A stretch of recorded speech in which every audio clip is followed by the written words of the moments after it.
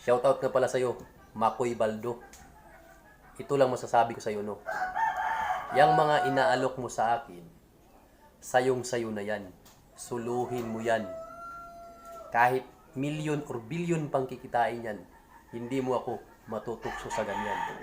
Tama na ang nakaraan sa aking karanasan.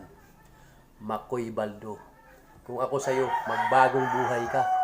Dahil ang lahat ng masama sa lupa ay hindi magtatagumpay sa kariyan ng Diyos ang kanilang mga gawang masama.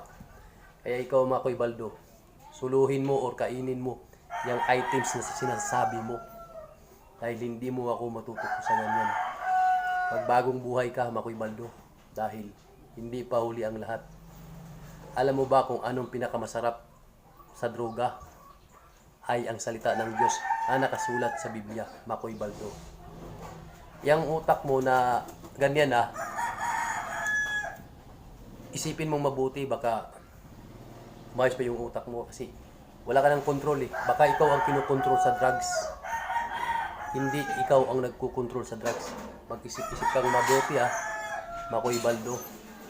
Dahil ang gawain na illegal ay hindi magtatagal. Magbago ka habang may pag-asa ka pa.